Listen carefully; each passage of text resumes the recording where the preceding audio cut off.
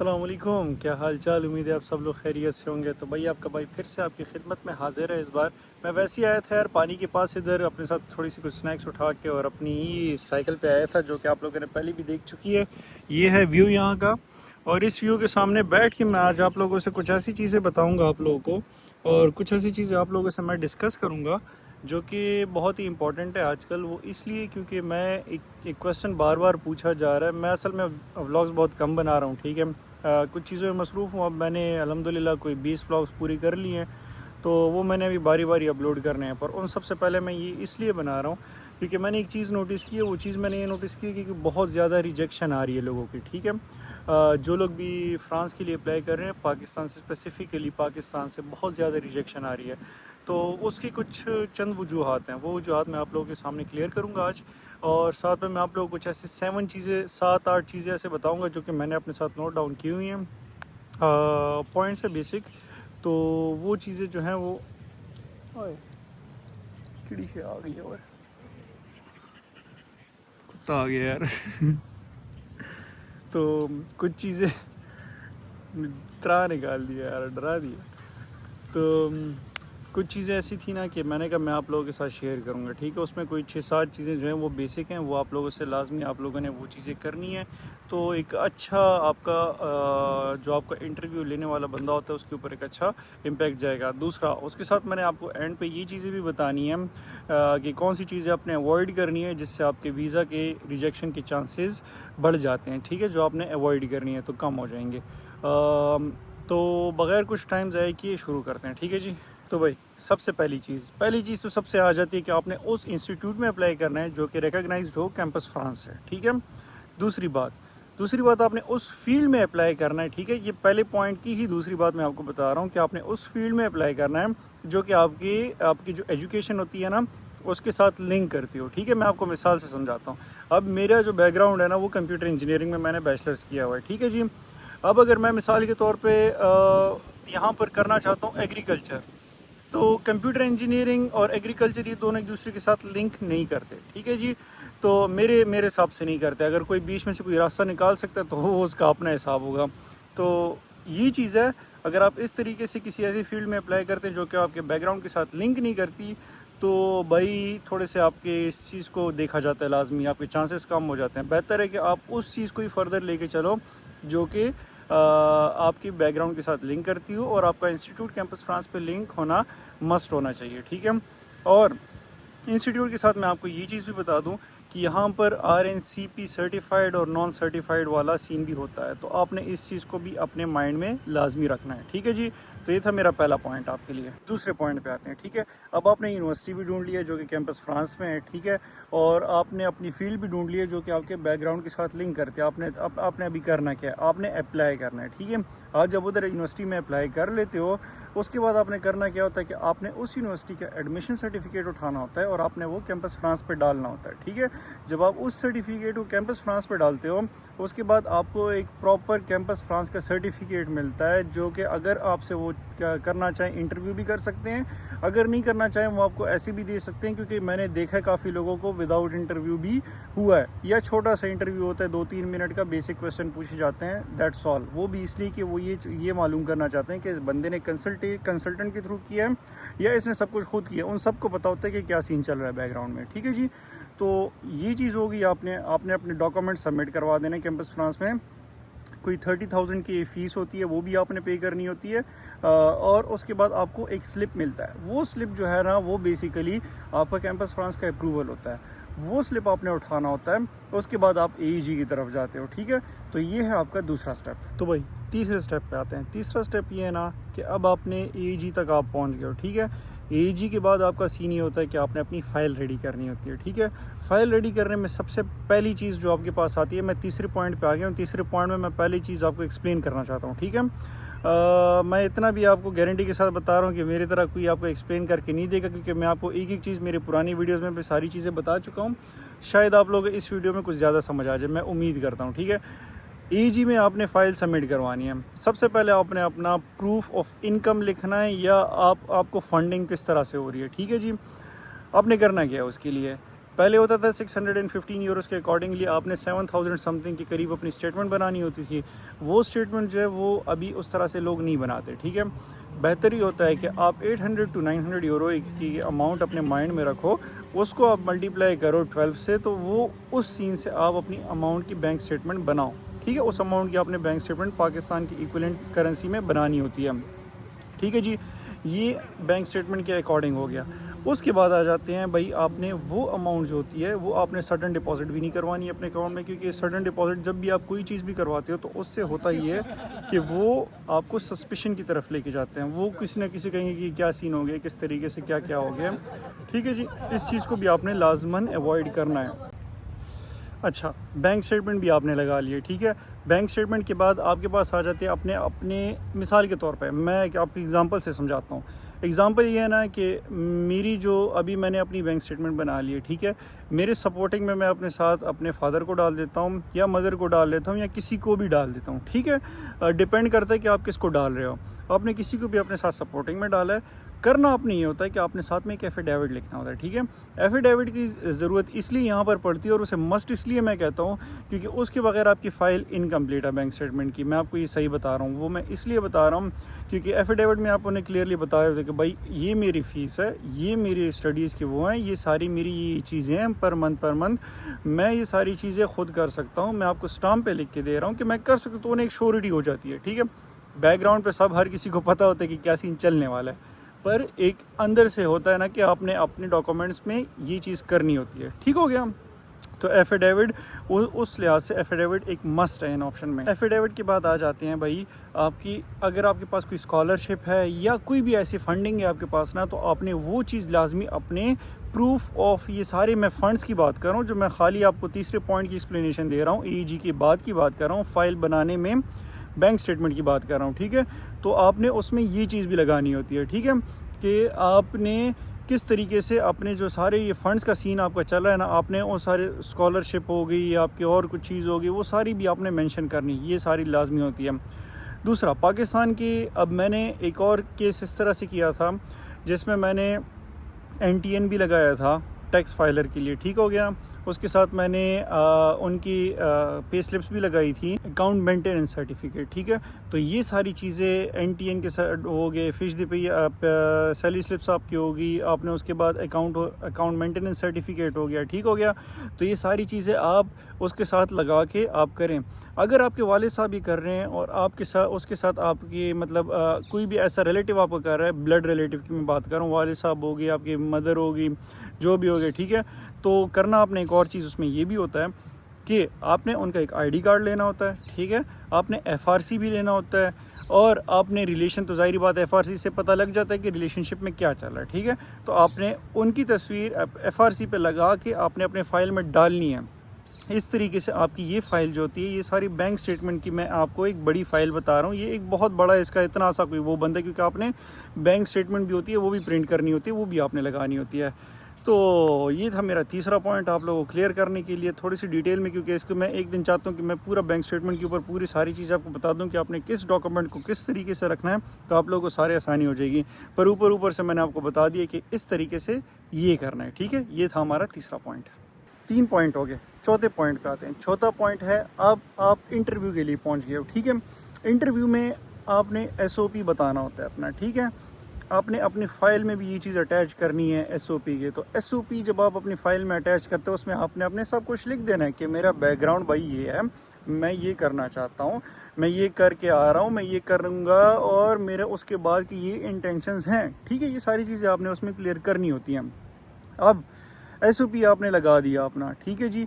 और उसके बाद आ जाते हैं भाई, इंटरव्यू में आप सामने बैठ गए हो, आपका SOP के अकॉर्डिंगली आपसे क्वेश्चन पूछा जाएगा। अब SOP के अकॉर्डिंगली आपसे मिसाल के तौर पे आपसे लाजमी ये क्वेश्चन पूछा जाएगा कि वाई फ्रांस, ठीक है। और उसके बाद दूसरा क्वेश्चन आपसे पूछा जाएगा कि वाई दिस कोर्स, ये कोर्स आप क्यों कर रहे हो, ठीक है। वाई दिस फील्ड, आपने इस फील्ड को क्यों चूज़ किया है, आपका बैकग्राउंड। तो इसलिए कहते हैं कि बैकग्राउंड और आपका फ्यूचर स्टडीज़ जो है वो अलाइन होनी चाहिए, ताकि आप उसको एक सही तरीके से आंसर में उन्हें सही तरीके से कन्विंस कर सको अपने। उसके बाद इन्हीं 2 सवालों के बाद तीसरा आपसे डायरेक्ट ये पूछा जाएगा कि आप जो ये अपनी फील्ड कर लोगे, ठीक है, आपने मास्टर्स इधर फ्रांस में कर लिया, ये आपको कैसे हेल्प करेगा, ये आपको कैसे हेल्प करेगा, आप पाकिस्तान में आओगे तो आपने इसको कैसे यूटिलाइज़ करना है पाकिस्तान में। तो यहाँ पर अभी आपने सारा उन्हें कन्विंस करना है। कैसे कन्विंस करना है ये आपके अपने कॉन्फिडेंस पे होता है, हर चीज़ जो है वो आपकी उस पर डिपेंड करती है। तो प्रोफेशनल गाइडेंस हम बाद में देंगे। बाकी ये 3 सवाल आपसे लाजमी पूछे जाएंगे और इंशाल्लाह आप इन सवाल को क्लियर करके आप अपने मकासद पर पूरा पहुंचेंगे और आप फ्रांस आएंगे। ठीक है, आते हैं अभी हम 5th पॉइंट की तरफ। वीडियो बनाते बनाते घर से कॉल आई है, ठीक है, अम्मा जी की कॉल आई है, तो फिर प्रायोरिटी में तो वो है, तो बस उनसे थोड़ी देर अब बातचीत की है। वीडियो को कंटिन्यू करते हैं। बताना मेरा मकसद नहीं था ये कि कॉल आई है, पर बताना मेरा आपको ये था ना कि आप आ रहे हो उधर से। ये मैं इसलिए बता रहा हूँ कि आप उधर से आ रहे हो तो फिर आपको ये चीज़ें यहाँ पर आपको फील होंगी। आप लोगों को इस टाइम पे उधर बैठ के आपको आप कहेंगे यार ये फ्रांस में ये इब्राहिम ये कर रहा है, या कोई ये कर रहा है, कोई वो कर रहा है। ठीक है भाई, हम कर तो रहे हैं पर हमारे साथ में और ये चीज़ें भी होती हैं। ठीक है, तो खैर टॉपिक की तरफ आते हैं अपने 5वें पॉइंट की तरफ, तो कंटिन्यू करते हैं। ठीक है जी।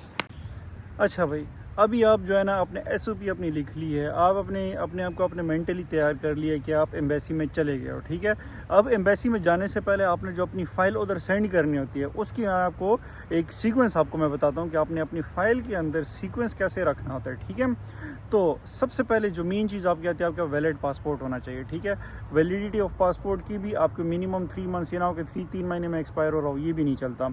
तो वैलिडिटी होनी चाहिए आपके पासपोर्ट की। आपके पास अपना CNIC होना चाहिए जो कि एक मस्ट चीज़ है।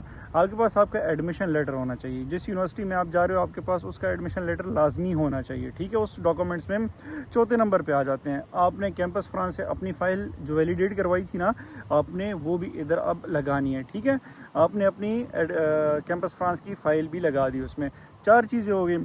5वीं चीज़ आती है। 5वीं चीज़ उसमें आती है कि आपके प्रूफ ऑफ इनकम जो भी है ना, आपने जितनी भी मैंने जो आपको थोड़ी देर पहले बताया था वो सारी आपने उसके नीचे लगा दी। प्रूफ ऑफ इनकम के नीचे फिर आप लगाओगे आपकी जितनी भी एकेडमिक डॉक्यूमेंट्स हैं। अब एकेडमिक डॉक्यूमेंट्स में आपके पास बहुत चीज़ें आ जाती हैं। ठीक है, तो आपने उसमें करना ये होता है कि आपके बैचलर्स के हो गए, आपके मैट्रिक के हो गए, आपके उसके बाद FSC के हो गए, उसके बाद आपकी बैचलर्स के हो गए, और उसके बाद आपके अगर कुछ और आपने किया हुआ है। ठीक है, तो ये डॉक्यूमेंट्स आपने सारे लगाने होते हैं। उसमें मैं आपको दोनों चीज़ें बता रहा हूँ, ट्रांसक्रिप्ट डिग्री 6 डॉक्यूमेंट्स इस तरह से बनते हैं।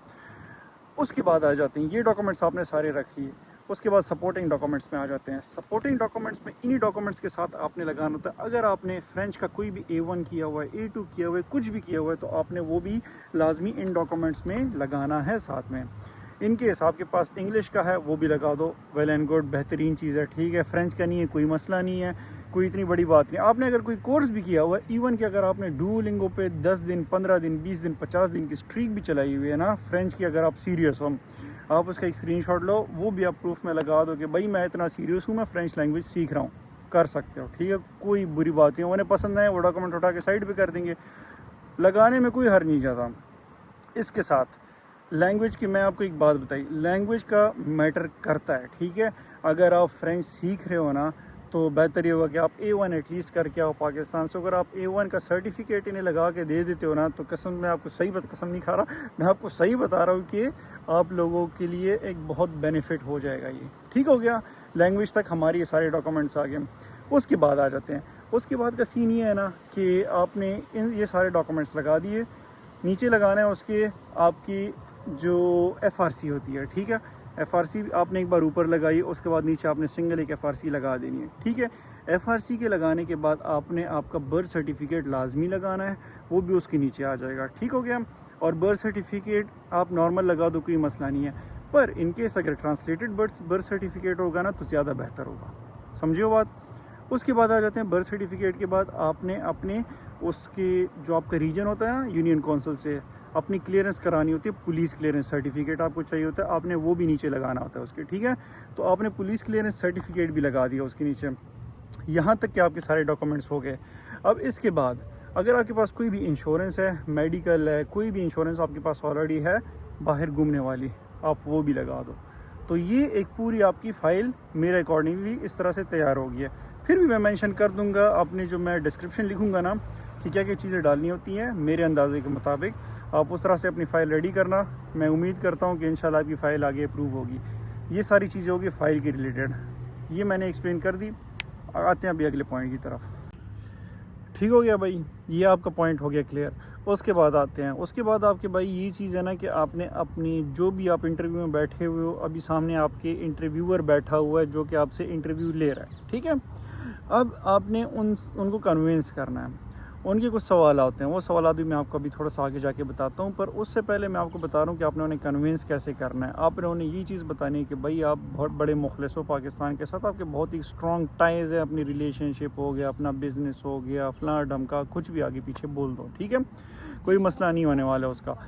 आपने उन्हें ये कन्विंस करना है कि आपने वापस पाकिस्तान आना है। इवन दो कि आप अगर पीएचडी भी करते हो, ठीक है, तो अगर आप पीएचडी भी मास्टर्स के बाद करना चाहते हो यहाँ पर, तो आप उन्हें ये बताना कि भाई मैं नहीं करना चाहता, मेरा कोई पीएचडी से ताल्लुक़ नहीं है, मैं वापस आऊँगा पाकिस्तान, ठीक है।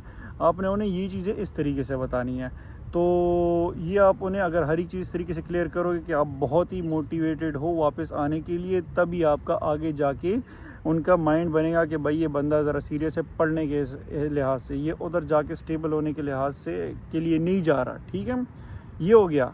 इसके बाद अब मैं आपको एक्सप्लेन करता हूँ कि कौन से क्वेश्चंस पूछे जाएंगे। इंटरव्यूअर के सामने आप बैठ गए हो, आप इधर हो, ठीक है। इंटरव्यू के दौरान सबसे पहला क्वेश्चन आपसे पूछा जाएगा कि वाई फ्रांस, ठीक है जी। आपने मेंटली तैयार रहना है कि मैंने क्या चीज़ें यहाँ पर बोलनी है। उसके बाद दूसरा क्वेश्चन, वाई दिस कोर्स, ठीक है। लाजमी पूछे जाने वाले क्वेश्चन हैं, ये डेफिनेट से क्वेश्चन ये पूछे जाएंगे। आगे अगर और क्वेश्चन बीच में आ गए वो अलग चीज़ है। तीसरा question, how will you fund your self, ठीक है। अपनी फंडिंग का सारा उन्हें आपने एक्सप्लेन कर देना, अपने एफिडेविट भी लगाया हुआ है, सब कुछ लगाया हुआ है, ठीक हो गया। चौथा question, what are your future plans. भाई मैंने अभी आप लोगों को थोड़ी देर पहले एक्सप्लेन किया है ना कि मैंने वापस पाकिस्तान आना है, मेरा फ्यूचर प्लान यही है। आप अगर आप इस तरीके से इस चीज़ को लेके चलोगे ना, तो आपको उम्मीद है कि सब कुछ आपका ठीक तरीके से जाएगा। इंटरव्यू के दौरान ड्रेसिंग कैसी करनी चाहिए भाई, वो मैं आपको अपने अंदाजे के मुताबिक ये बता दूं। चाहे आप कैजुअल करो चाहे आप फॉर्मल करो, बेहतर ये होगा कि फॉर्मल करो। ये भी नहीं कि आप फुल 3 पीस की टाई लगा के अंदर वाली वेस्ट पहन के ऊपर एक कोट पहन के, लाजमी नहीं है, ठीक है। मैं खुद अपने इंटरव्यू के दौरान शर्ट पहन के, कोट पहन के, टाई मैंने नहीं पहनी थी क्योंकि सख्त जुलाई में मेरा इंटरव्यू था और मैंने टाई नहीं पहनी थी। कोई इतना रोले वाली बात नहीं होती, ठीक है जी। तो नीट एंड क्लीन रहें, हाँ, मतलब अपने आप को वेल ड्रेसअप करके जाएं, इन अ सेंस कि आप अच्छे लग रहे हो। ये नहीं कि अगर आप सूट पहन लें और आप ठीक ना लग रहे हो तो अवॉइड करें इस तरीके से, ठीक है जी। तो भाई ये सारे पॉइंट्स तो मैंने आपको बता दिए, ठीक है। इन सारे पॉइंट्स को मैंने एक्सप्लेन कर दिया किस तरीके से आपने किस जगह पे क्या क्या कुछ करना है, ठीक है। अब इन्हीं पॉइंट्स से मैंने कुछ चीज़ें ऐसे निकाली हैं जो कि मैं आपको बता रहा हूँ कि अगर आप वो चीज़ें करोगे तो आपकी वीज़ा, अगर वो चीज़ें आप नहीं करोगे तो आपकी वीज़ा रिजेक्शन बढ़ेगी, ठीक है जी। वो आपको मैं इस तरीके से बता देता हूँ कि आपके जो आपने अपनी चीज़ें क्लियर नहीं की हुई कि आपका पर्पस ऑफ उधर जाने का क्या है, कि आप वापस आओगे नहीं आओगे, क्या सीन है, ठीक है जी। सबसे पहले ये होगी। दूसरा, आपके पास जो फंड्स है वो इनसफिशेंट है, फाइनेंशियली आपने अपने डॉक्यूमेंट्स को सही तरीके से नहीं मैनेज किया।